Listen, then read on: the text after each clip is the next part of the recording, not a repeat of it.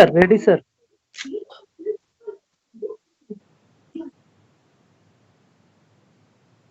Good morning. Good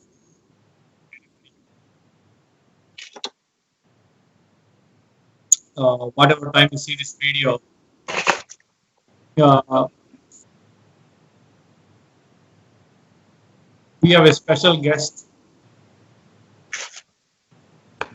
We have a special guest today with us to discuss more about, her run and the issues in the US right now. We have Agnes Gibboney with us. She's an angel mom. She's an activist, and she is running for Congress from California 31st District. Welcome to the show, Miss Agnes Gibboney. Thank you. Thank you for having me. How are you today? I'm doing great. It's early, but I'm doing great. I know. Thank you. Thanks for accepting our time. And coming on to the show. We would like to know a little more about you. Can you help us out by telling a little more about yourself, please? Yeah, I know Sure. you've been traveling from Hungary to the Brazil and Brazil to the US. I would like to know a little more about your journey, please. Sure. I was 2 years old when my parents escaped from Hungary after the Soviet Union invaded. And my parents got caught the first time they tried to cross the border, and because I woke up in the middle of the night crying. So they took everything away from my parents, their money, their suitcase, their belongings, everything. The following month, in January of 1957, my parents went for the border again, this time through a friend, a pharmacy friend of my mother. They concocted a little something for me to help me sleep through the journey.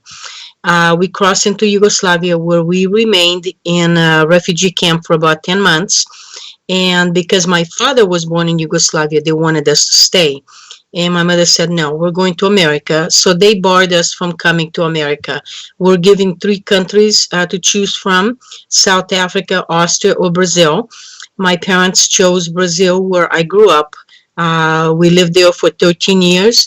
They applied 3 times. The first 2 applications lapsed. And then in 1970, we legally immigrated to the U.S. My father had a job contract, and we immigrated here legally. I didn't know until a long time after, many years after, that while we were in Brazil and in United States, we were stateless. That means that the Hungarian government took our citizenship away when my parents escaped from Hungary. So we had no country to claim as our own until I became a United States citizen and took the oath to defend the Constitution and the laws of this country.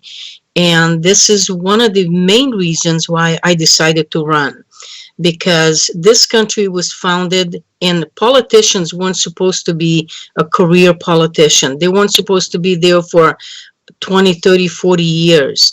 They were supposed to go, serve 1 or 2 terms, and then step down, let somebody else come in and run for office. And what has happened in this country, it's a self-destruction from within. Special interest groups, they are destroying the country, and I can no longer sit back and do nothing about it. I have to do what I can to bring some integrity, to bring some honesty back to the halls of Congress, because my son, my firstborn, was murdered by a previously deported criminal illegal alien because our government did not protect our borders. Our government, our court system did not take notice that, wait a minute, this guy has been deported and he's back in our country committing more crimes. What are you doing here? And turn him over to the federal government. And as a result, my son is 6 feet under. They talk about, the left and the liberals talk about separation of families when they cross the border into our country illegally. They cry about separation of families. No, real separation of families is what I have: 6 feet of dirt in a coffin. Sorry to hear about the loss, and I know it's very hard. We'll never be able to recover from this loss. So, can we talk a little more about the illegal immigration in the USA I know you've been active vocalist about, advocate about the illegal immigration, abolishing the illegal immigration, stopping the illegal immigration in the US. And you've been a supporter of other angel moms or angel other families, who lost their loved ones to the illegal crimes of the illegal immigrants. So I really appreciate if you can talk a little more about the illegal immigration and the issues in USA, please. We have immigration laws. I am not against immigration, but do it legally. If somebody has $5,000-$10,000 to apply to give to a coyote, to bring them back into our country illegally, to live in the shadows, to cost us millions and millions of dollars, taxpayers' dollars, for their schooling, for their education, for medical, for housing, everything. It costs us millions and millions of dollars a year. Actually, it's in the billions. You want to come to this country or any country in the world, you go through the front door. You apply, you become fully vetted. That's how my family came here. We had a full background investigation, full medical exam, and the country allowed us in.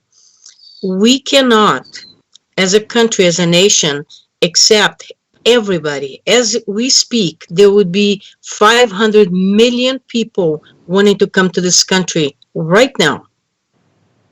Some people are going to become a burden to society because, number one, they can't read and write English.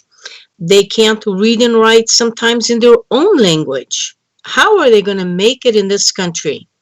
When we came, I didn't speak a word of English, but I've learned.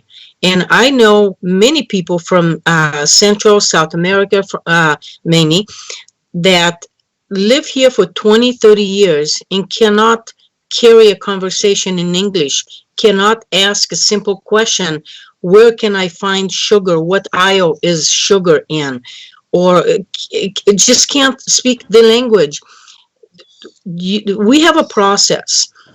And United States accepts millions of people, I think 1 million a year, of legal immigrants that are fully vetted.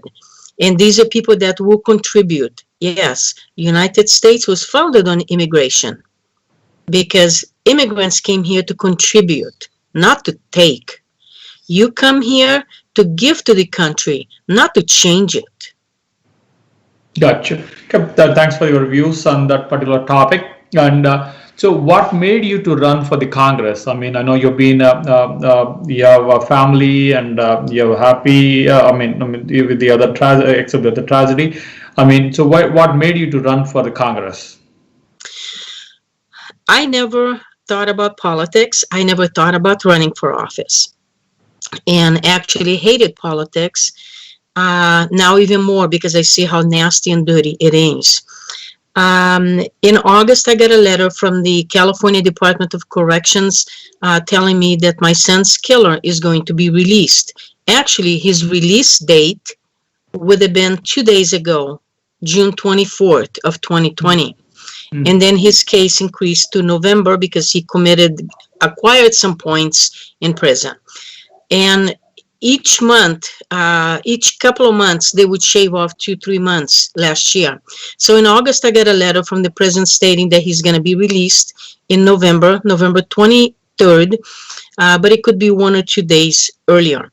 On November 21st, I held a press conference at the courthouse where he was sentenced, where we had the hearing in Pomona, in Southern California. I got, as you can imagine, an incredible stressful time, those 3 months, preparing for that day when he's going to be released. And while ICE is telling me they're not going to be able to pick him up, they're not going to be able to deport him because this is a sanctuary state. California is a sanctuary state. So in other words, they harbor criminals. And I felt very uneasy. And I says, what am I and my family supposed to do in the meanwhile? I have been very outspoken about this case, especially my own case. He may come after me. and or after my children. I have two daughters, and one of my daughters was very distraught and started crying, and I asked her, I said, what's wrong? And she said, I'm not so worried about him coming out. I'm afraid he's going to take you too. My family shouldn't be living in fear in this country. None of us should be living in fear. And after the press conference, I had numerous interviews on Fox and Friends, Fox Business, radio, TV. I mean, tons of it. I had some 5 in a day. And I got emotionally, physically, completely drained. I got really sick. And people kept calling me and saying, Agnes, you need to run for office. And I kept saying, are you kidding me? I'm not a politician. I don't know how to do this. She says, but you can speak up. And I thought I have been doing that. So I went down and I put my name on the ballot. I never had plans of doing that before, but I thought, what better way to fight for all of us so the same thing does not happen to your children, to your brother, to your sister, to your mother. Because if it hasn't happened to you yet, it's a matter of time. It will. And trust me, it's bad enough to lose a loved one to an illness, but to lose a loved one, a friend, at the hands of someone that should have never been in our country, a criminal, is another layer of grief and anger. And so I decided to run for office to make a difference, to give back to the country that I love, the country I respect, the country I call home, United States of America. And that is the reason, the incentive that I had to run for office. Gotcha. Thank you very much for your views, and sorry to hear about the loss and also the stress you have to go through with the way the system is working. So why do you think some states are running the sanctuary status some that way? I mean, the illegal immigrants are allowed. I mean, what do you think is the reason behind doing this? I think if you think in California, Kevin De Leon, who claims, he publicly said his whole family came here illegally. They bought false social security numbers, stolen numbers, false driver's licenses. So that politician started SB 54 to protect his own. That should be an indication how corrupt our government has gotten. You don't bring laws in a country to benefit just one certain class of people. Laws should apply to everybody. Why should one class be protected? And in the meanwhile, they now get to vote. They vote falsely. When we came here, we were told we have every right as an American citizen when we got that green card, except to vote. You're not allowed to vote until you become a naturalized U.S. citizen. We never went to register. We never went to falsely vote or vote in somebody else's name. We never, none of my family members did that. But Democrats, the liberals, the left, want the votes. They promised them low housing, they promised them security, they promised them protection. In the meanwhile, we, the citizens, pay taxes to support them all. And that's a huge unfairness to us all and an injustice. But they do it for the votes, to protect certain classes of people. Gotcha. I mean, thanks for the views, and at the same time, I mean, yes, I mean, everybody should be following the legal route to for any country. I mean, for that matter. But in US, what we have been hearing is, I mean, illegal immigrants are the one who are helping the small jobs, let it be construction or let it be hospitality or farm those kind of things. I mean, so those industries are will not be able to survive without this illegal immigrants we have in this country right now. So how do you balance between these two, the legal, issues and the crime and the business? Well, first of all, farms, many farms have the foreign workers when H2B. H2 visas to come here to legally work. So they are legally here to work for a specific period of time, and then they go back to their respective countries. But all those working in restaurants and kitchens and any place, they're taking jobs, they're driving the market, the value down because they work for less, and they're taking jobs from our American citizen children. When we came to United States, so many students, high school students, were working. They worked in fast food places. They worked in gardening. They worked all kinds of stuff. They mowed your yard, for $10 a month, $20 a month, whatever the amount was in the 70s. Now they don't have jobs because those jobs were taken. And the fact still remains, people that come here illegally, that works under the table, they don't pay taxes. They pay sales tax, but they don't pay into federal and state tax. I've known, and I reported a couple of those people that come here illegally who are working and not filing income tax. But when it comes down to getting sick and going to a hospital, they get an MRI, which costs a lot of money if you ever had an MRI. I had it through Kaiser, my insurance, and it's about $1,900 in MRI, plus about $1,900 to read the results. So it's very costly. And what do? They go into a county hospital, they get all their medical treatment, and we pay for it. So when they're saying that it doesn't cost us, they're really helping our economy. No, they're not. Our house taxes or property taxes go up because now we have more students, we have more traffic, we have more hit and run. Look, Los Angeles, when was it? About a couple of years ago, was the hit and run capital of the United States. Who do you think most of them were?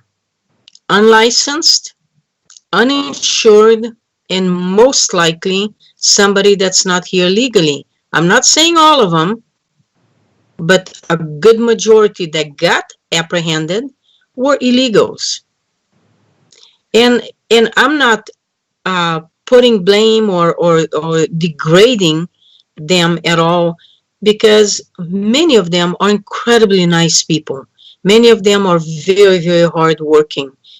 But the many that are not give the other good ones that would have or could have a possibility of applying to stay here legally, give them a bad reputation.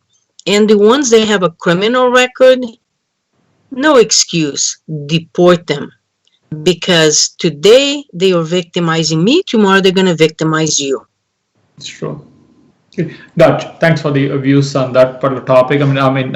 We would like to divert a little bit from this to the other one. Right now, the whole world is struggling with the COVID-19 pandemic and also the coronavirus, spreading coronavirus all over. And California state is also, it was doing better a few weeks back, and now all of a sudden, California, Texas, and the Florida, even few other states, very highly populated states, the numbers are going up. So what is that you see, and how the government is reacting at both at the federal level or the local level, and what do you think should have done? They have done. Look, coronavirus is a real virus. We have the flu, a strength of flu every year. We have never shut down, our government have never shut down our country, never shut down the world. I understand that the vulnerable, the ones that have already underlying health conditions, they're always going to be more vulnerable, not only to COVID-19, but to whatever strain of flu that's going to be coming next year or this year, or 5 years from now. I think some of these politicians jumped the gun in advising states and country to be shut down. I think President Trump did a good call when he barred people from China, where it supposedly originated, to come here. Now, that's as a prevention. Okay, and Europe did not ban them. That's why Europe, some places in Europe got hit really, really hard because of the high influx of tourists. My heart goes out to all those that lost a loved one, a family member. Many of them, most of them, were elderly people laying in a convalescent in a nursing home. They were pretty much sentenced to die, because my parents were in a nursing home for a short while, and I filed a report against to the health department on many violations. A lot of people that work there they're just certified CNAs. Takes 2 weeks for you to get that certification. They don't know real hygiene. They don't know real ways of treating like some medical conditions, because they are not trained. And I think it got really neglected. Like in New York too, they have most of them that died were in nursing homes. Most of them that died were confined in tall apartment buildings where people are hundreds of people, thousands of people living in one building. And like in Brazil, in Sao Paulo, in Rio, a lot of people are being infected because they're living so close. Now, I don't know if shutting down the government was the best idea at all, because it has hurt many small businesses that have worked their whole life to have that business, and now they're ruined. And many of them won't even open. We need to take precautions. Wear a mask, sanitize, wash your hands. Let's not take unnecessary risk. Be responsible. But the other thing is, you have no symptoms and you could be a carrier. How do you prevent that? We cannot be shut down forever, because then comes September, October, November. Then what's going to happen? If the more you're sheltered, at one point you're going to have to come out. Then Yes. you're gonna get it then. You know, you just have to be you have to be responsible about yourself and be caring and responsible to other people. Here in California, it's mandatory to wear a mask when you go outside. And I see many people, even small children, that do not wear masks when they go into a grocery store. Yet they are touching everything. So who's to say that somebody that has COVID that's infected touches the counter, and you go touch the counter, rub your nose, rub your eyes, and now you got it. I don't know how much. You can't prevent it 100%. That's just a fact. Gotcha. I know that's a good point. I mean, recently there was a story from the San Diego Starbucks. One lady, she went inside and she was not wearing a mask, and the barista did not serve her the coffee. And I mean, that's a good article on the news going around. I mean, saying, I mean, that gentleman got tips of around $21,000. I mean, that's an interesting story on the right now. But yeah, he stood to the cause. I mean, what he thought was right. So what he did is the right thing. And hopefully people will learn. The point is, people will learn. I mean, they try to respect the laws and then try to respect protect the other people by wearing the mask and those things. That's good. Going back to one point which you mentioned about, I mean, I want to make it a little more. I know what you said is little different from what you think. I mean, what you are. So from the for the you can elaborate a little more on the senior citizens. I mean, who are in the elderly care facilities. So you said that, I mean, had they been let go out of the elderly care, they would have been safer. Is that what you're saying? Trying to say? I mean, is that the laws which have made them to stay in the elderly care has created a problem? So what exactly you're trying to say there? I'm saying that the elderly who are already their health conditions are they're less healthy, they're more likely to contract anything, not just COVID, but anything. They were, I don't think we knew or people knew to really guard the elderly community. You look in New York, many of them that died in a convalescent home, in a nursing home. They were basically sentenced to death. There was one lady that I saw saw on Fox and Friends, whose mother had some kind of surgery and had to go into a rehab facility, a nursing facility, for just a week or two to recover from her surgery. I'm not sure if it was a hip surgery or something. And the daughter wanted to take her mother out, and the facility said no. And then in a week, 2 weeks later, her mother died of COVID. See, this is it's a real issue. I don't know. I think it's a little. I think people have woken up to the fact, to the issues lately. But it's too late for those that have already been affected, and those that died. However, not every elderly died. There were a 92-year-old lady who contracted, and she survived because her immune system was still strong. But we can't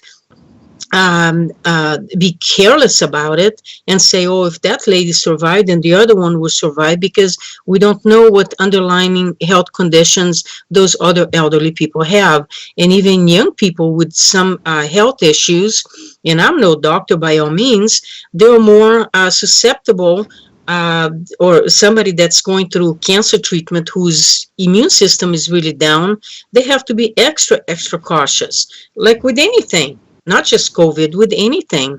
But we need to be a little more, I think we've learned a lot since COVID hit.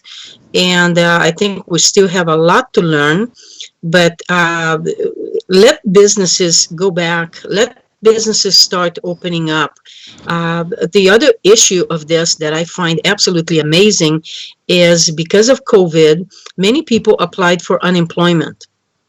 Even those that did not suffer such a financial loss. I know of this one individual who works 2 jobs. She was still able to pay her rent, car payment, and live and buy food and do everything she did before, but she applied for unemployment. And out of curiosity, I said, how much do you get, if you don't mind me asking? She goes, 8 cents a week. I thought, 8 cents a week? Why even bother printing that on a paper? Why even bother pushing that button, filling out the paperwork, pushing that button to put 8 cents in your checking account? She goes, plus I get 600. I said, a month? She goes, no, a week. And I'm thinking, you have got to be kidding me. And I said, but you haven't had any loss of wages, serious loss of wages. You didn't lose your job. She goes, yeah, I know. I'm just going to stash the money for a future event and maybe pay my car. Who's paying this? This is money that we're throwing out without any checks and balances. The government is just sending out checks, I know someone who is I would call a millionaire, and they got a stimulus check. Who's making these decisions? These people in office are not not responsible enough. They have no ways of checks and balances. Who's gonna get it and who's not? Why is someone that makes over $1 million a year get a $2,400 stimulus check? Why would somebody that has a business still functioning get loans from the government that you don't have to pay back. We Got are, this is all IOUs. We're printing money, like getting pieces of toilet paper and just printing money. Who's going to pay for this? I We hear already, you. I mean, you're saying, few companies, I mean, genuinely may be needing it, but some people may not need it, but still the money is going out. That's a valid point, but I mean, I don't know how they can check the status and then do it. We are not sure. I mean, but I mean, what do you say about the business environment right now? So the businesses are struggling for sure, and especially the service industry, let it be the travel or tourism or the service industry, salons or restaurants. Now, all these categories, I mean, there are many other categories. I mean, they're all retail stores. They are struggling. So how are they? I mean, what do you think? I mean, as a congresswoman, if you are elected, what will you propose, or what kind of measures will you? I mean, I know you cannot make a decision by yourself. You have to work with the team, and then you have to, I mean, get a support from other people and pass the bill. So what do you see? I mean, the way out of this situation for the small businesses right now? well, I let them open. Let everybody, every business have a rule, have a guideline, a lot of disinfectants, a lot of sanitizing after each person, take extra precautions. And you know what? Ultimately, the customer is the one that decides for themselves if you're going to go sit down and have dinner or not. But allow some of these businesses to go back, have a good panel of different class of people, businessmen, layperson, medical people, scientists. Sit down together. Let's figure out what's the best way to handle this crisis, because today is going to be COVID. What's going to be tomorrow? That is true. I mean, we need to come out with prepared We for the have, future right, we pandemics. have to have sensible solutions and precautions, but not just cripple and kill the economy. Our economy was booming in this country. And I think that a lot of the liberals went along with this, shut down the government, and they pushed shut down the government because they knew the economy would go down. And it's not because they wanted the economy to go down. They wanted to ruin the president because he was succeeding in something they couldn't succeed before, to bring our economy back up. But you Yeah. know what? It's like you're mad at somebody and you're gonna hurt yourself because you're mad at somebody else. You just we need to be more responsible. Everybody needs to take responsibility, accountability, and every time I go out, I come back, get in my car. The very first thing I do when I go to the grocery store, even though I'm wearing a mask, I sanitize my hand. I take my mask off. I sanitize my nose and my mouth area. But what about your eyes? Your eyes are exposed.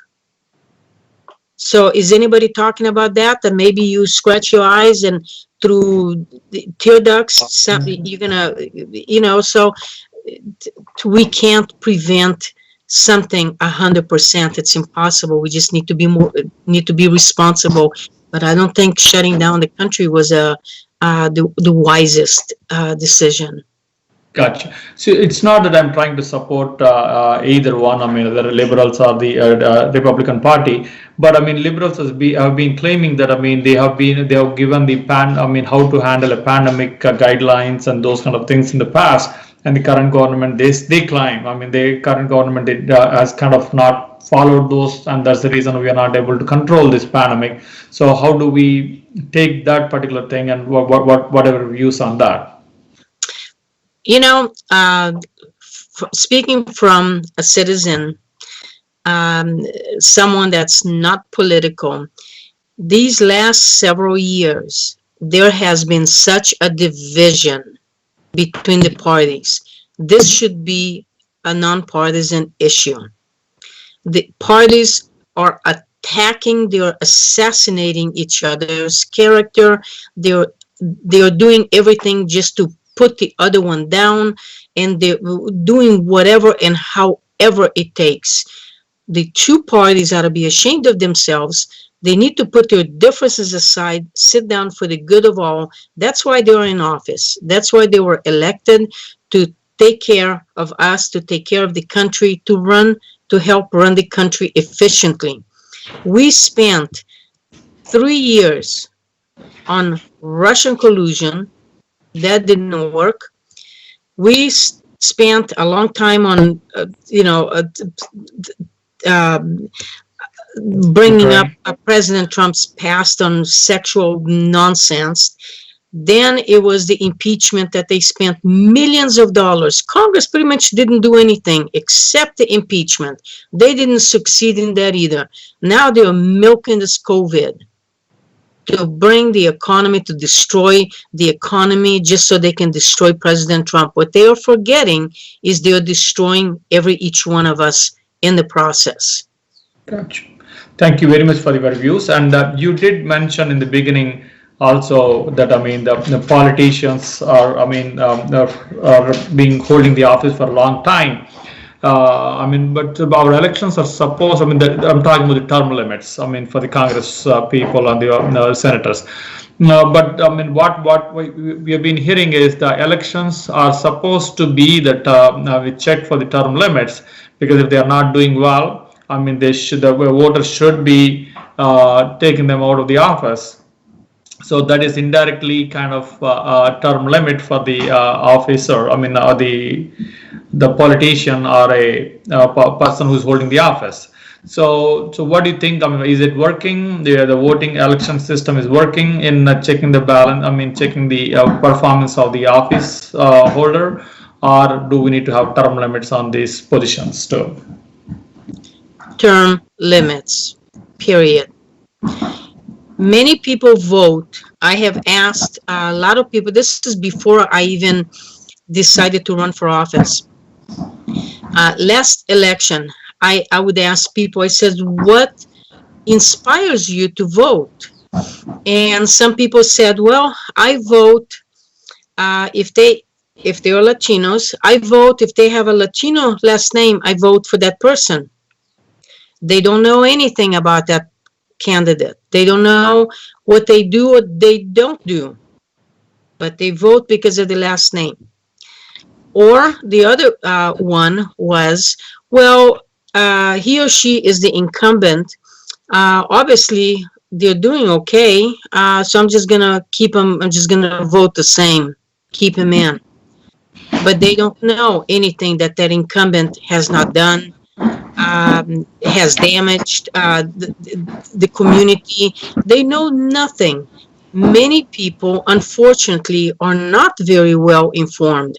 Even in your local politics, city council, many people don't even know what their city council is doing, what the talks are, what the issues are that they're voting on. People Gotcha. need to be more informed and be on top of it. But I say I am for term limits. Gotcha. Let's go back to what it was intended in the beginning. You go, people like you and me, business people, layperson, farmers, a doctor can serve. We, the people, you go in, serve you 1 term, 2 terms, say goodbye, and you're done. You did your civil duties, and you're not there for 44 years. Tell me, you look at it from a virgin eye, like myself, because I'm not a politician. Some of these politicians, they have been there for 30, 40 years. What do? They create chaos. They create division. They create hatred. It's like, you need to belong on my side. If anybody that has common sense, if you, in any aspect of your life, if somebody says, hey, I'm going to go rob a bank, do you want to come with me? No, I'm not doing that. I'm not going down. I'm not going to go to prison because I'm going to be with you. Most people have the ability to say no. But some of these politicians are in office not for us, they're for themselves. They're not fighting for you and me. They're not fighting for the Constitution, for your First, Second Amendment rights. They're fighting for themselves. And this has to stop. So what is it the current congressman in your district, Pete Aguilar, is missing? I mean, is there anything which, he's been there for a long time. I mean, it looks like, he's doing good. That's why he's being keep getting elected every time. That's what we feel from outside. It's the same thing that I said. Got a Latino last name. Interestingly enough, Pete Aguilar does not speak Spanish, even though he claims to be Hispanic. Or descendant of Latino descendant. His reputation in the community, what I hear more often than not, is Pete Aguilar do nothing. They do nothing, Pete. Like I said, I haven't, I'm not criticizing the guy because I don't know him.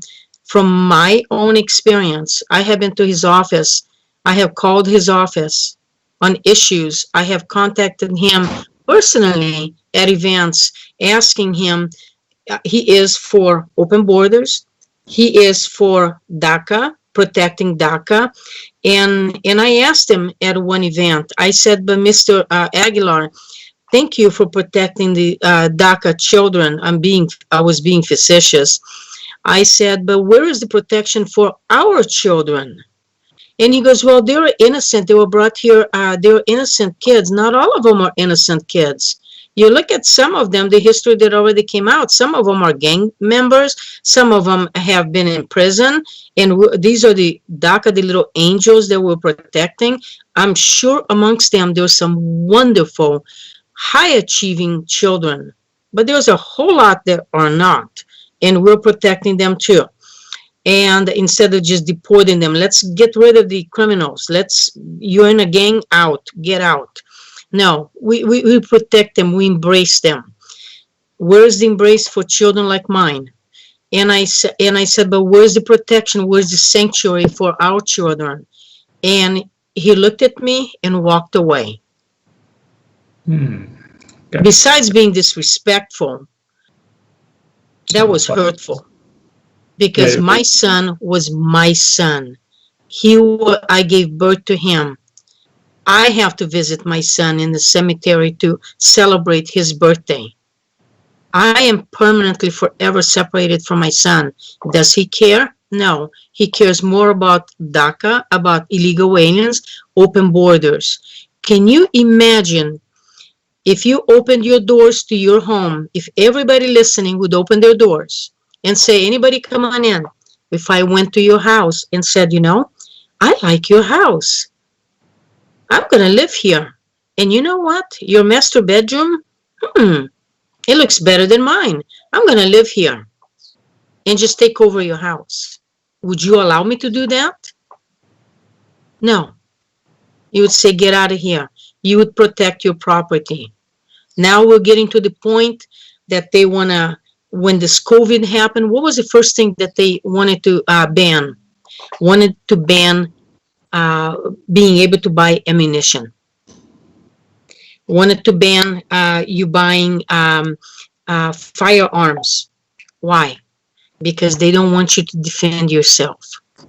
And it's almost like it was in the plans for all this chaos that's happening now. And you have no way to protect yourself. My son was shot and killed. I support our Second Amendment rights. And people are shocked. And people are shocked. Well, your son was shot with a gun. Absolutely. Absolutely. But that gun didn't load itself, didn't walk down the driveway and hid behind the bush to try to shoot someone, shooting my son instead. Somebody was holding that gun. I totally understand. Sorry to interrupt you. We totally understand. In America, people love the Second Amendment, but at the same time, we have incidents. Same like your own constituents. Where you have San Bernardino, we had an issue a few years back. and like that many other places. I mean, so the safety is an issue. So how do you balance between these two, the Second Amendment, your freedom, and also the safety? So many, it has taken this particular uh, arm has taken lives of many people. I mean, including, I mean, yourself. I mean, you lost loved one. I mean, so like you, many other people. I mean, the school children. I mean, the people who are attending a concert in Las Vegas, and there are many malls, cinema theater. There are many instances where, I mean, we lost many people. So, how do you balance between the freedom and the safety? First of all, the government would take your rights to own a gun away, and law-abiding citizens will comply. The criminals will not. The mentally ill will not.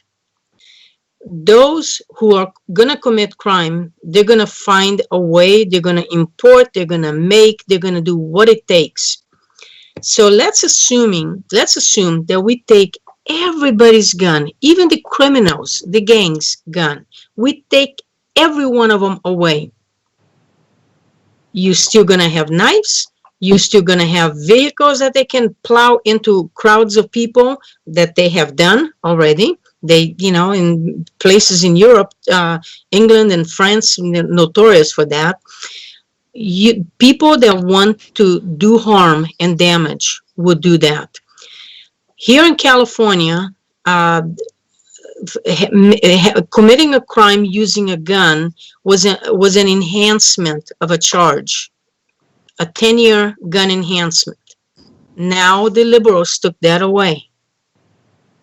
So criminals, gangs can use a firearm to shoot you, to shoot your child, to shoot your mother, your father, and get no gun enhancement charges.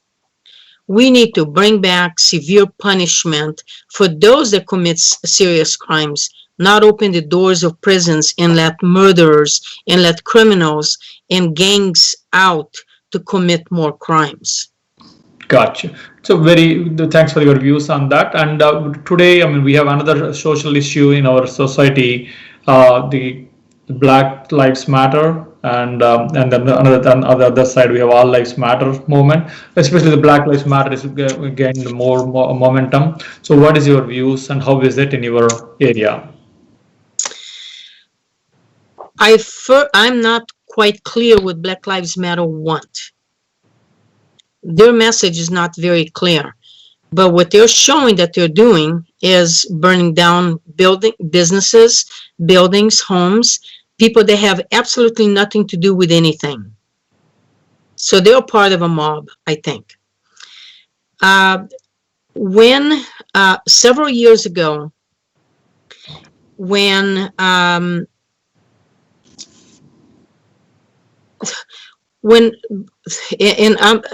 I don't care what color, what race somebody is, but when a black person gets pulled over for running a red light, they immediately yell out, "Oh, driving while black." If I run a red light, I get pulled over, I don't yell out, "driving while white." I understand that some police officers are corrupt, just as there are doctors that are bad, that through their mistake, people die. I understand there are teachers, there are horrible teachers, they can't teach. There are cooks that are terrible, that you wouldn't even feed their food to an animal. There is bad in everything. This whole movement that started now, what do they want? My question is, all the black politicians in Washington, in every state, why haven't they done anything if they felt that they were being discriminated against? The fact is, the way I see it, we had a good balance up to the time the former president came in office, and he started creating a division. Now it's out of control. Elderly people being attacked for no reason, defenseless elderly people. Women are beaten with 2x4s trying to defend their businesses. These are mobs. What kind of people are these that someone is on the ground hurt and they go and kick and stomp on their heads? These people should be in prison. They shouldn't be out amongst you and me because they're a danger to society. But where was any of these black leaders, Al Sharpton, Jesse Jackson, a year ago? Why weren't they bringing up, oh, we are not equal, we need to fight? Have you heard anything from Jesse Jackson or Al Sharpton a year ago? They are opportunists. Now that officer, he needs to be charged. He was already fired. He was already charged with murder. What more do you want? Let justice take care. Let the court system take care of it. They already took care of the issue. But defunding every police department, who are you going to call if there's somebody in your door trying to break in, somebody attacking your daughter to rape her, or attacking your wife? Who are you going to call? A social worker? These men and women, most of them, my husband is a retired deputy chief of police. Most of the police officers are very honorable, good people. They are, they believe in God. They believe in being respectful, even to criminals when they arrest them. Yeah, there was a couple of them that I would look and think, oh my God. But you can't judge all of them because of four. Gotcha. I mean, I understand. I mean, I learned that, I mean, your husband is also a police officer. There are many good police officers. I mean, there are many good stories where police officers have helped the community and also they saved the lives and such the girls, missing girls, and they have done many good jobs, no doubt about it. As you said earlier, every department or every class or every society has some bad apples. But for sure, in this George Floyd's case, I mean, people do say, even other politicians who came on, I mean, both Republicans and the Democrats, they have been libertarians also. I was able to talk to a couple of libertarians too. They were saying, I mean, the whatever has happened, clearly it's not what is not right. And also he has been charged earlier, but I mean, he was still on the job. I mean, so those are the laws. I mean, the immunity, qualified immunity is another issue. Defunding means they're not trying to defund everything. I mean, eradicate. I mean, take out the police department completely. But I mean, they're talking about some policies, bringing in some accountability into the police department. So, what do you say about those? Yes. So, is that? Let me ask you this. Sorry for interrupting. Sure, sure. Black Lives Matter is attacking white people, and they said, I think it was on Tucker Carlson, this guy from Black Lives Matter said that they were going to come after white people. What do I have to do with it? I don't discriminate against black. My best friend in Brazil was black.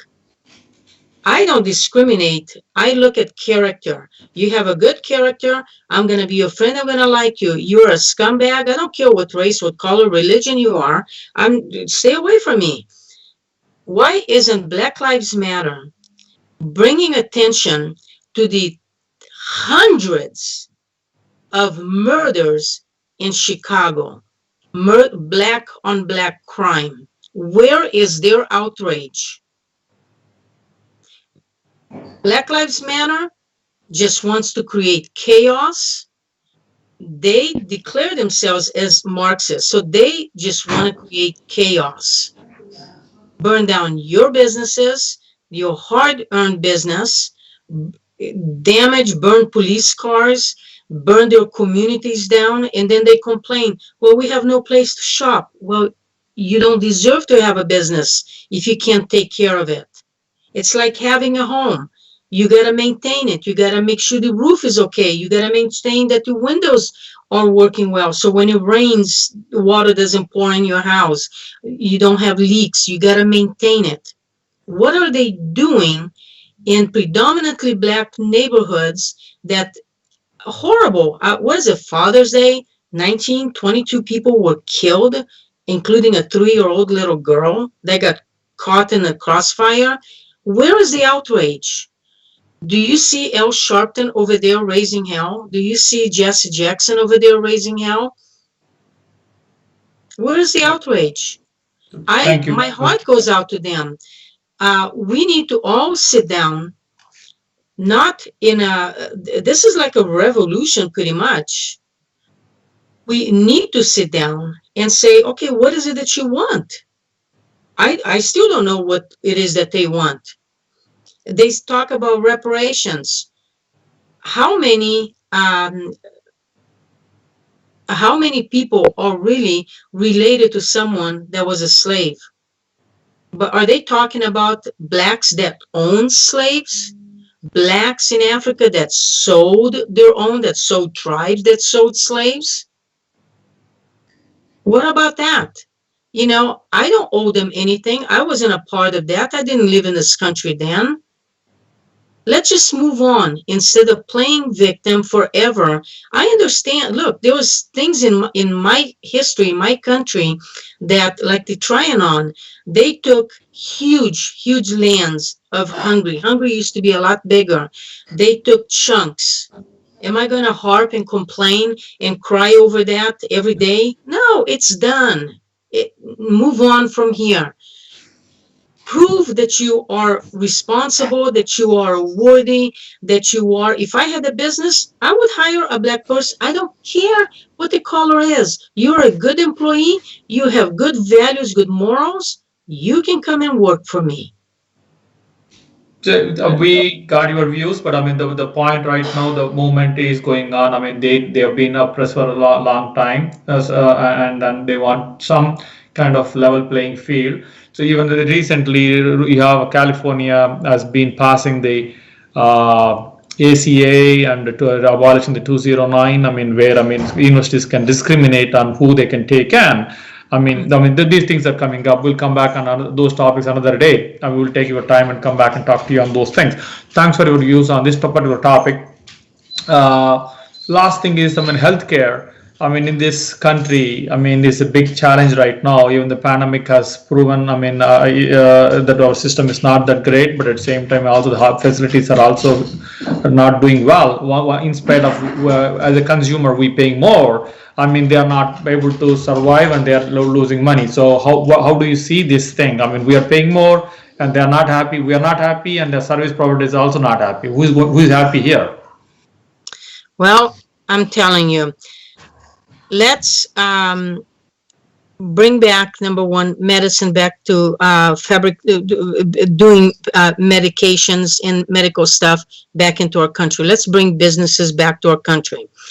I am one of those that's being affected right now by this COVID, by not being able to get health care until God knows how long. Let's do competition. If somebody had a very good idea to like a business, you go into a McDonald's or you go into a restaurant, you have a menu, you have a price list. Let's start having competition between hospitals, between insurance plans, and all those. Oh, that doctor charges $150 for X-ray, but that doctor charges $50. Who are you going to go to? An X-ray is an X-ray. Let people have the ability to shop around. That would be one thing. The second thing is, you think about how much it cost us. My husband and I were paying $1,250 a month for healthcare insurance. $1,250. When Obamacare came in, I think we were paying $600-700, and it went up to $1,250. So why did mine go up? I'm subsidizing everybody that got Obamacare. That's not fair. That's just not fair. I went into the ER when Obamacare kicked in. The wait you would see before, maybe 5 people, 6 people there, depending on the weekend. If it was like Saturday, you would see more people with twisted ankles, baseball, with sports injuries. Now it was woman on Medi-Cal with a kid with a runny nose in the ER, crowding ER, where they have a kidney stone and you're rolling on the floor in excruciating pain. There was a woman that was doubling over and just rocking herself. She was in so much pain, sat there for hours. And I said, why don't these people get sent over to the clinic? This is not an emergency issue. And we pay for that. We need to stop that. We need to make people stop abusing the system, the freebies that they get. Because trust me, a runny nose is not an ER issue. Go to a clinic. And I even asked one lady, because I took my mother in, she fell, busted her face. Her face was wide open, bleeding everywhere, black and blue. We sat there for 7.5 hours with an 84-year-old lady while they were taking in people, women. And I asked one lady and I said, do you have Kaiser? She goes, no, I have Medi-Cal. And I said, how is it that you come to the ER? Oh, I work. I didn't want to take off work so I can take my kid to the clinic. Well, the clinic is open until 9 o'clock every day, 7 days a week. Why didn't she go? No, they crowd. And I told the nurse, I said, this is not fair. I pay $1,250 a month for health care, and these people get it for free, and I have to wait because they got here before me because they have a runny nose. You got to be kidding me. She goes, I know. I says, why don't you send him across the street to the clinic? Oh, we can't because we could get sued. This needs to stop. This is an abuse. You know, ER costs a lot of money because that's where you go for emergency. That's where you have their high-paying doctors and stuff to be able to accommodate whatever emergency comes into the ER. Gotcha. We're Thank not you for, yeah. for your views on this particular topic. Do you have any message to the audience or the listeners or your constituents right now? Just to ask the people to vote responsibly, vote your conscience, know about the candidate who you're voting for. Even if I wasn't running, know what's happening in your state, what's happening in your local politics. Get informed a little bit, because your lack of ability to vote for a good candidate that's going to look out for the best interest of the country is destroying the country. This is why we're turning into a socialist country. To a certain degree, we are already a socialist country, not full-blown, but trust me, socialism is the worst thing anybody can have. My family escaped socialism. When the government tells you you can have 3.5 ounces of meat, including the bone, to eat a day, and now you can't buy sugar, now you can't buy rice or beans because it's not given to you, then you're going to know what socialism is. A good example is when this COVID hit, what was the first thing that disappeared off the shelves? Toilet paper. Then bread, rice. You couldn't buy rice, you couldn't buy beans, you couldn't buy any cleaning supplies. Empty shelves is what socialism is like. And I would like, if you want to learn more about me, please visit my page, agnesgibboney.com. That's AGNESGIBBONEY.com. Learn about me. Help me out in my campaign, because I am not going to stand with one side or the other. I'm going to stand for justice and for integrity, and that's what I want to bring to Congress. And if you can donate to my campaign, I would really appreciate it. Thank you, and God bless every and each one of you, and God bless this country. And thank you for the opportunity. No problem. Thank you very much for coming onto the show, Ms. Agnes Gibboney, and good luck with your run, and have a nice day. Thank you. You too. Thank you. Bye.